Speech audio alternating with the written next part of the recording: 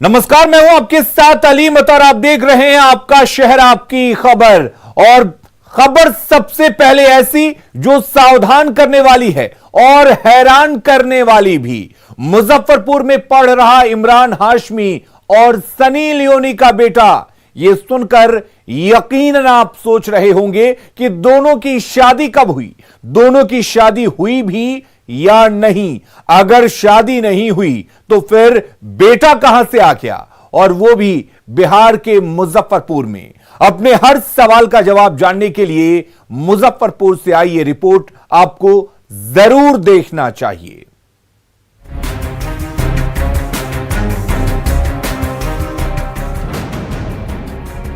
मुजफ्फरपुर के बाबा साहेब भीमराव अंबेडकर विश्वविद्यालय में इमरान हाशमी और अभिनेत्री सनी लियोनी का बेटा पढ़ता है। ये कागजात इस बात के सबूत हैं जिनका पता चतुर्भुज स्थान है। सुनने में अटपटा सा लग रहा है, लेकिन मीनापुर धनराज डिग्री कॉलेज के एक छात्र ने परीक्षा के फॉर्म में यही भरा है। इस फॉर्म में पिता के कॉलम में इमरान हाशमी और माता के कॉलम में सनी लियोनी लिखा हुआ है। इस फॉर्म में मोबाइल नंबर और ईमेल आईडी भी है। ये जो मतलब हुआ सर, मतलब जो जानने वाले हैं ना, तो हमसे फोन लिया और उसके बाद वो क्या किया ये चीज हमें नहीं मालूम, क्या किया ये चीज हमें नहीं पता है सर। आपको लग रहा है विश्वविद्यालय की बदनामी बहुत ज्यादा, ये इसके लिए तो मतलब बहुत हम ज्यादा शर्मिंदगी में है सर, ये पूरे विश्वविद्यालय का बदनामी हुआ है। दरअसल बिहार यूनिवर्सिटी की साइट पर मीनापुर के धनराज भगत डिग्री कॉलेज में ग्रेजुएशन पार्ट 2 के परीक्षा फॉर्म ऑनलाइन भरे जा रहे हैं। इसी दौरान एक शरारती छात्र ने पार्ट 2 का फॉर्म भरने के दौरान पिता का नाम एक्टर इमरान हाशमी, माता सनी लियोनी और पता चतुर्भुज स्थान भर दिया है। मामले के सामने आने के बाद विश्वविद्यालय के परीक्षा विभाग से लेकर सामान्य प्रशासन विभाग में हड़कंप मच गया। विश्वविद्यालय ने मामले में कॉलेज प्रशासन से पूछताछ करने के साथ ही एग्जामिनेशन बोर्ड में भी मामले को ले जाने की बात कही है। बात को हम लोग एग्जामिनेशन बोर्ड में ले जाएंगे, वहाँ भी देखेंगे क्या है, उसके साथ क्या होना चाहिए वो साथ किया जाएगा। प्लस उस कॉलेज को भी पूछा जाएगा कि ऐसी क्या बात है, निश्चित रूप से कि मैंने ऐसा क्यों था, क्योंकि वेरीफाई हमको करना चाहिए। बीआरए बिहार विश्वविद्यालय में पहले भी ऑनलाइन फॉर्म भरने के नाम पर गड़बड़ी होती रही है, मगर इस बार इमरान हाशमी और सनी लियोनी के नाम को घसीटा गया है। इस मामले ने शिक्षा के गिरते स्तर और छात्रों के अंदर जन्म ले रहे मनोविकारों को भी सामने लाकर रख दिया है। मुजफ्फरपुर से न्यूज़ 18 के लिए प्रवीण ठाकुर की रिपोर्ट। जाहिर तौर पर मुजफ्फरपुर की यह खबर हैरान करने वाली है और आंखें भी खोलने वाली है। आपके मोबाइल का गलत इस्तेमाल हो सकता है, यह बात आपको ध्यान रखना चाहिए। ऑनलाइन व्यवस्था में सावधानी बेहद जरूरी है। ऑनलाइन आपको आसानी जरूर देता है, लेकिन इस दौरान आपको सावधानी भी बरतनी चाहिए। किसी भी छात्र के लिए परीक्षा का फॉर्म बेहद अहम है। जांच के बाद छात्र का फॉर्म निरस्त हो सकता है। छात्र की ऐसी बदमाशी जिंदगी पर भारी पड़ सकती है, तो सावधान रहने की जरूरत है। ऑनलाइन के जरिए अगर आप फॉर्म भर रहे हैं तो कई चीजों को देखिए, समझिए और फिर ऑनलाइन का फॉर्म भरिए। इधर लॉ एंड ऑर्डर को लेकर लगातार मंथन चल रहा है, लेकिन जरा सोचिए, जब तक पुलिस मुस्तैद नहीं होगी तब तक कानून व्यवस्था पुख्ता नहीं होगा। हम ये बात इसलिए कह रहे हैं क्योंकि 3 दिन पहले एक इनामी अपराधी को पटना पुलिस ने गिरफ्तार किया था, लेकिन 3 दिनों बाद ही उसे जमानत मिल रही है, क्योंकि पुलिस ने उसके खिलाफ बहुत पुख्ता सबूत नहीं दिए थे। शादी से पहले सलाखों के पीछे पहुंचा अपराधी, 3 दिनों में ही मिल गई जमानत। शादी के मंडप में हल्दी की रस्म के दौरान मुस्कुराता यह है कुख्यात अपराधी रवि गोप। रवि गोप 50,000 का इनामी अपराधी है। एसटीएफ और पुलिस की टीम ने इसे अथमल गोला इलाके से 7 दिसंबर को उस वक्त पकड़ा जब वो शादी रचाने जा रहा था, लेकिन शादी से पहले ही वो सलाखों के पीछे पहुंच गया। लेकिन हैरानी की बात यह है कि इतने बड़े और कुख्यात अपराधी को 3 दिन में ही कोर्ट से जमानत मिल गई, जो कहीं न कहीं बिहार पुलिस की बड़ी नाकामी है। जब हमने इस सवाल का जवाब एडीजी जितेंद्र कुमार से जानना चाहा तो बहुत माकूल जवाब सामने नहीं आया। कोर्ट में एविडेंस देने में कुछ दिक्कत होती है क्या पुलिस की तरफ से, ताकि ऐसे लोग छूट जाते हैं बेल पर से? नहीं, ऐसा नहीं है। जो है प्रोसिक्यूशन को वो हम कैसे और दुरुस्त कर सकें, इस पर भी जो है कल निर्देश दिए गए हैं, उस पर भी जो है क्रियान्वयन किया जाएगा। रवि गोप 2018 यानी पिछले 2 सालों से फरार चल रहा था। रवि गोप पर 6 से अधिक मामले दर्ज हैं। विवादित जमीनों का निपटारा करवाने के नाम पर लोगों से रंगदारी वसूलता था। 2014 में पहली बार रंगदारी नहीं देने पर दीघा में गोलीबारी की थी। 2016 में एक चाय दुकानदार की हत्या की थी। 2019 आते आते 50,000 का इनामी अपराधी हो गया। जाहिर है इतना बड़ा अपराधी है तो सवाल तो उठेंगे ही। पटना पुलिस समय रहते कोर्ट में अपना पक्ष ही नहीं रख सकी। रवि गोप जमानत पर रिहा हो गया। न्यूज़ 18 के लिए पटना से संजय कुमार के साथ साकेत की रिपोर्ट। अब जरा पुलिस के इस लापरवाही को समझिए कि आखिर क्यों पुलिस की लापरवाही किस तरीके से हुई कि एक इनामी अपराधी पकड़ के बाद भी जमानत पर रिहा हो गया। दरअसल कोर्ट में किसी भी आरोपी के खिलाफ साक्ष्य यानी कि सबूत जरूरी होते हैं।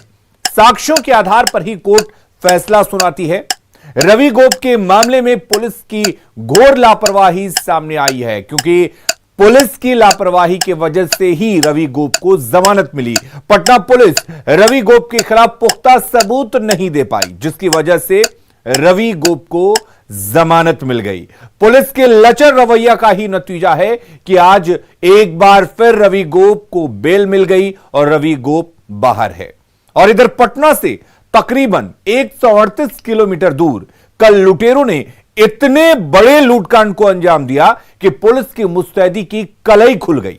10 मिनट में लुटेरों ने 5 करोड़ के सोने पर हाथ साफ कर दिया। उस लूटकांड के 1.5 दिन गुजर चुके हैं, लेकिन पुलिस अब तक अंधेरे में तीर चला रही है। दरभंगा लूटकांड में पुलिस को कुछ क्लू मिलने की बात तो सामने आ रही है, लेकिन अब तक अपराधी पुलिस की गिरफ्त से बाहर हैं।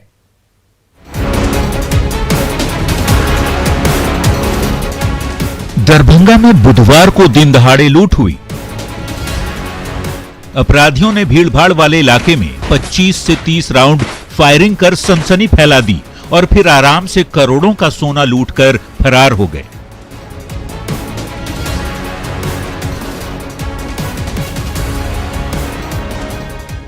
खुद देख लीजिए ये अपराधी कितने बेखौफ हैं।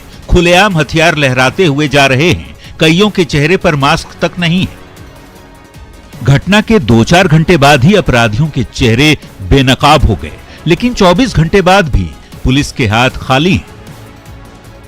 यही वो दुकान है अलंकार, जो लाट मार्केट में है, बड़ा बाजार में, जहां पर लूट की बड़ी घटना को अंजाम दिया गया था। और घटना के बाद से आप देख रहे होंगे पूरे परिसर को बंद किया हुआ है अभी भी। हालांकि दूसरे दिन यहां पर चाहे बाजार हो या फिर घटनास्थल, यहां पर पुलिस की मौजूदगी नहीं है। पुलिस अपने हिसाब से इस पूरे मामले की छानबीन जरूर कर रही है, लेकिन पुलिस अधिकारी अब कैमरे के सामने कुछ भी बोलने को तैयार नहीं। उन्होंने बस इतना दावा किया है कि कुछ क्लू मिले हैं। दरभंगा लूटकांड के 24 घंटे बाद पुलिस अंधेरे में तीर चला रही है, लेकिन गुरुवार को राजकुमार नाम का ये युवक जरूर सामने आया, जिसे लूट के समय अपराधियों की फायरिंग में गोली लगी थी और फिर निजी नर्सिंग होम में भर्ती कराया गया था। पूजा पाठ करके अपना टेबल बाहर निकाले, उसी टाइम गोली का फायरिंग का आवाज आया था। हम जहाँ का था कि देखे, उसी में हमको लग गया। बस क्या देखे क्या जो रोड पर फायरिंग हो रहा है। इतनी बड़ी लूट के 24 घंटे बाद भी लाट मार्केट बड़ा बाजार के व्यापारी दहशत में हैं, जबकि पुलिस का कहीं अता पता नहीं है।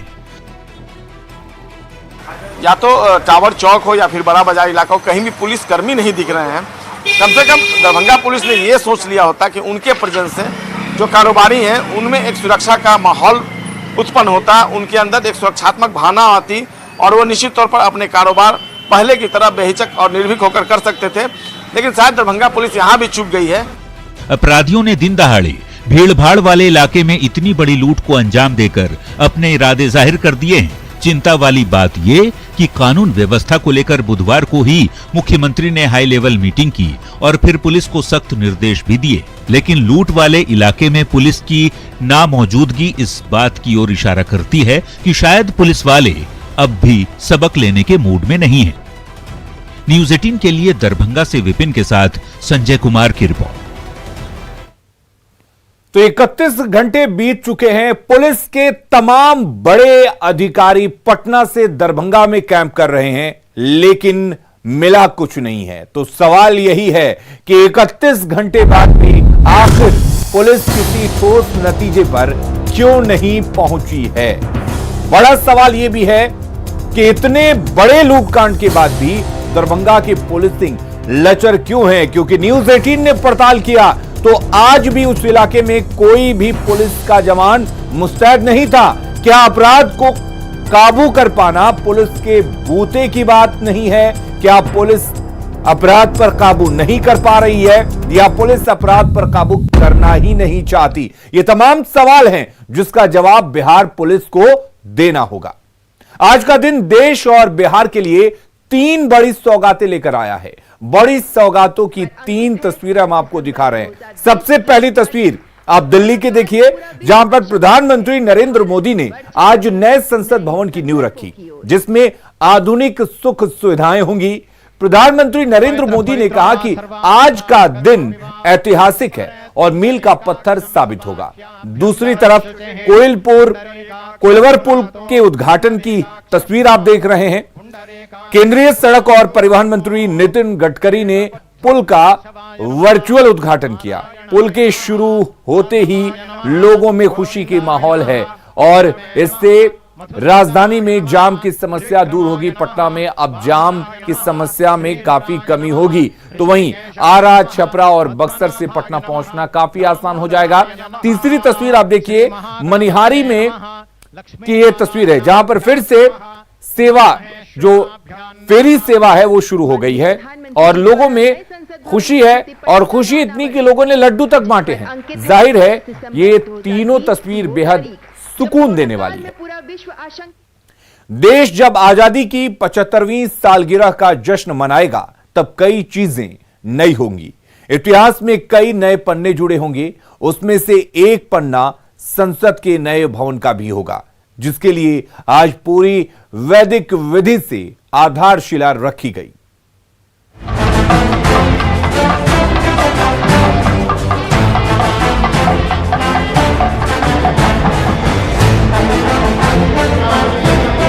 विश्वास के साथ अपने लोकतांत्रिक इतिहास का गौरवगान करेंगे तो वो दिन दूर नहीं जब दुनिया भी कहेगी India is mother of democracy. Ram मंदिर के बाद लोकतंत्र का मंदिर। ये न बद्धो केशवाय नमः, नारायणाय नमः, माधवाय नमः, गोविंदाय नमः, विष्णवे नमः। वैदिक विधि से रखी गई आधारशिला। गृह वै प्रतिष्ठा सूक्तम तत्प्रतिष्ठितमया वाचा संस्तव्यम तस्मात् यद्यपि दूरैव पशून् लभते गृहे वै नानादिगमिषते। सबका साथ के लिए सर्वधर्म प्रार्थना। रजस्तयाओ चेस्तयाओ मस्तधातयाओ शिवाति एलेका वतिर्फ एनि अदोनाय हेलिता। नए मंदिर के लिए महानुष्ठान। माननीय प्रधानमंत्री जी द्वारा नए संसद भवन की स्मृति पट्टिका का अनावरण, जिस पर अंकित है 10 दिसंबर 2020 की वो तारीख। देखिए इन तस्वीरों को और कल्पना कीजिए कि आने वाले वक्त में कितना भव्य होने जा रहा है अपना नया भारत। इस साल का ये दूसरा विहंगम आयोजन है।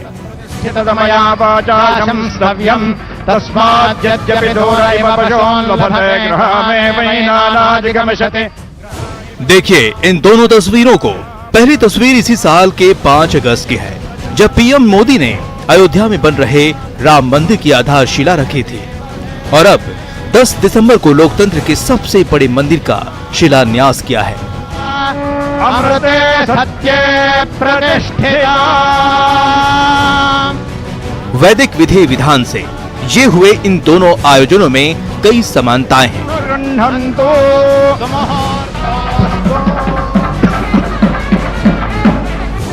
बावजूद इसके लोकतंत्र के इस मंदिर के निर्माण कार्य की शुरुआत में सबके साथ का पूरा ख्याल रखा गया है। इस दौरान सर्वधर्म प्रार्थना भी की गई। इसमें हिंदू उनके प्रयासों में उनकी सहायता कर सिख महल जाके ऊंचे द्वारे ईसाई लॉर्ड गॉड ऑफ इजराइल मुस्लिम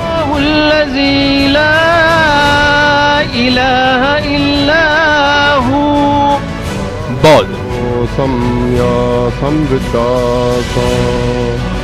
और जैन के साथ ही अन्य धर्मों के धर्मगुरु मौजूद रहे और प्रार्थना भी की।